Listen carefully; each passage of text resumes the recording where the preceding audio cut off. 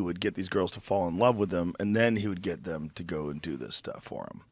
Yeah, it's wild how much content he has that exists from back then that he's so articulate and well-spoken when he speaks about it, but then some of those videos are so vulgar and whatnot that it's hard to... I can imagine the people who are, very hard on him. You watch the old videos, it's pretty hard to side with him when you see those. Yes. Yeah. But also, you got to think of what a person like that is trying to do when they're first getting attention. You're trying to be as outrageous as possible to get as much people to think about what you're saying and talk about what you're saying and engage with it. Yeah. And the best way to do that is to be like a character, an over-the-top, completely arrogant guy who's shirtless with sunglasses on, smoking a cigar, talking about hoes, and pimping hoes.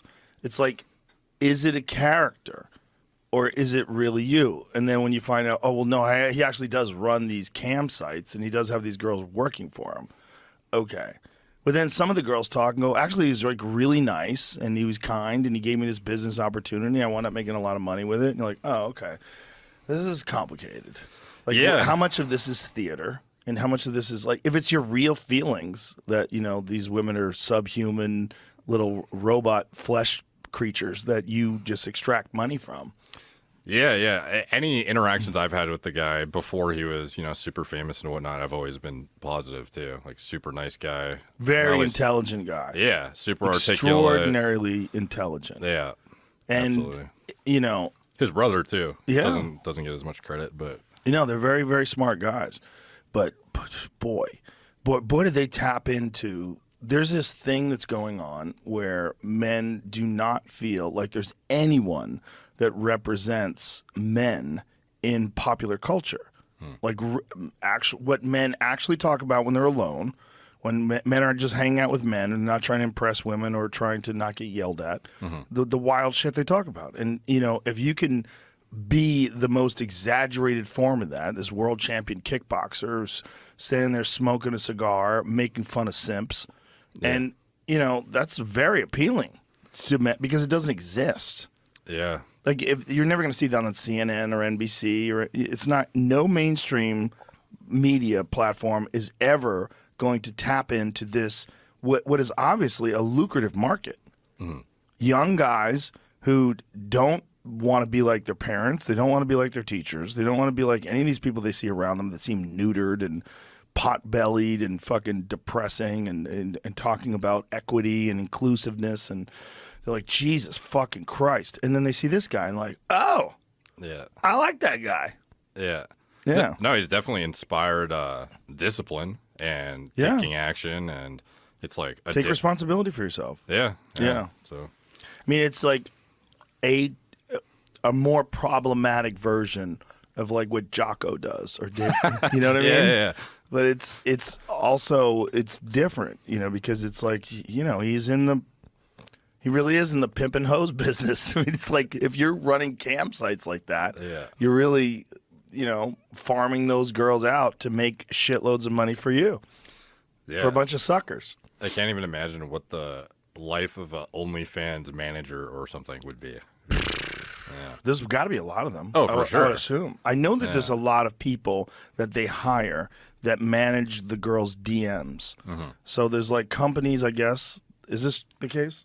I've just been told this. There's got to be agencies that are, turnkey. We take care of it. We'll take care of it. I really got offered to be a recruiter for one of those. Oh, boy. They wanted to use my verified account. I was like, what is going on? Side hustle. I mean, that's sneaky, but what?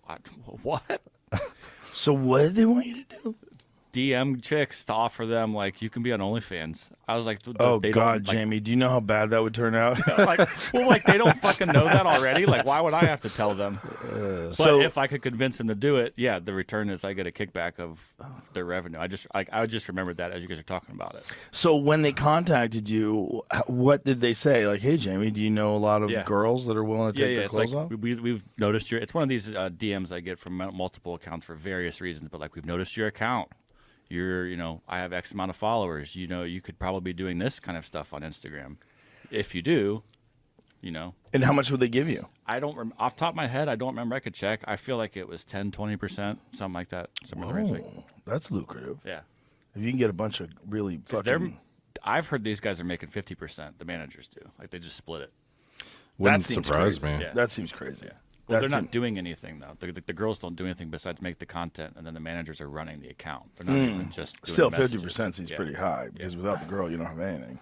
I think a lot of naivety around business operations, though, would definitely drive girls to think, I don't want to deal with, accounting. I don't want to deal with this, and I don't even know how. So, yeah, by all means, take 50. That's especially if someone can come to you with a pitch that says, look, you can do this and you can make $3,000 a month, or you can do this with us and you can make $150,000 a month. Yeah. So, yeah, you'll get 50%. We'll get 50%, but it's a much higher number that you're going to be dealing with.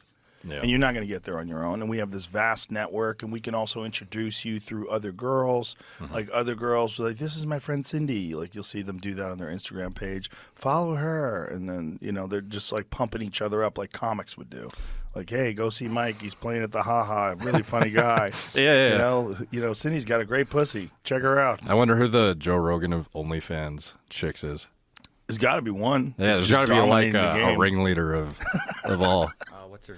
Puts them all on, put Iggy platforms. Azalea made $48 million last year, I think is what I read. Oh, not in that way, I guess.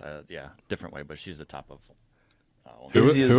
The rapper? Yeah. Oh wow, Jesus, $48 million? Yeah.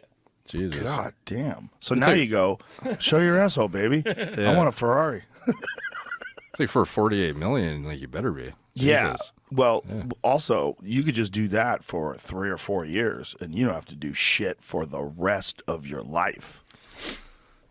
Izzy Azalea, the new queen of OnlyFans, not even Cardi B, can match her racy content. Damn, she's got a hot body. 48. There you go. $48 million. Good for her. Jesus. 45 for Cardi B. Second. That's still pretty good. But here's the wild one: is Tyga, who's a guy. Is this like self-reported though? Like, how do they even get these figures? They've shown those. Most of these have come from them sharing the figure like online. Like they'll take a screenshot or something. But I don't know specifically each one. Huh. Scroll up. We can see the two of them. She's hot. I get it. It's like when you see, I don't know, like when you Google somebody's like net worth or something, it's like, is that actually what it is? I feel like probably not. But that's right here. When you say that, it says her net worth is 15, but she just made reportedly had a network prior to that.